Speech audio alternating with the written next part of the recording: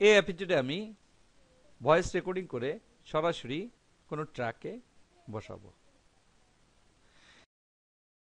এজন্য প্রথমে আমি একটা ফোল্ডার তৈরি করি। রুট এর উপরে মাউসের রাইট ক্লিক, নিউ ফোল্ডার, নাম দেই ভয়েস ওভার। এন্টার কিটা প্রেস করি। প্রথমেই আমি এখান থেকে অডিওটাকে স্টপ করে দেই, এই অডিওটা বাদ দেই এবং এই অডিওটাও বাদ দেই। প্লে করি, দেখতে পাচ্ছি কোনো অডিও নাই।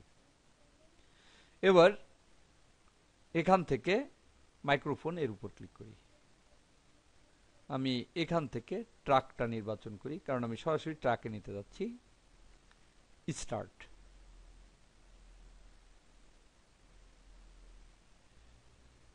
এটা আমার ভয়েস ট্র্যাকের একটা অনুশীলন। ইন করি, ইয়েস, ক্লোজ।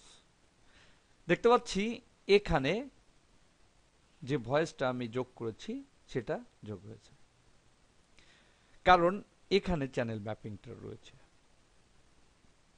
তাই আমি যে অডিওটা যোগ করেছিলাম, অর্থাৎ যে মিউজিক ফাইলটা যোগ করেছিলাম, তার উপরে এটা বসে গিয়েছে। আনডু করি। আমি এর উপরে বসাইতে চাই না, আমি চাই আর একটা ট্র্যাকে বসুক। এখানে চ্যানেল ম্যাপিংটাকে ক্লিক করে ডাক করে এখানে বসাই। পুনরায়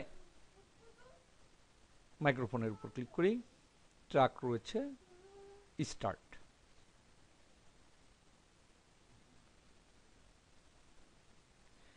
এটা ভয়েস রেকর্ড অনুশীলনের একটি রেকর্ড।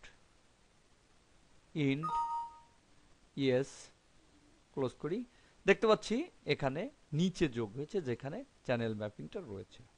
আমি এখানে ক্লিক করি, প্লে করি।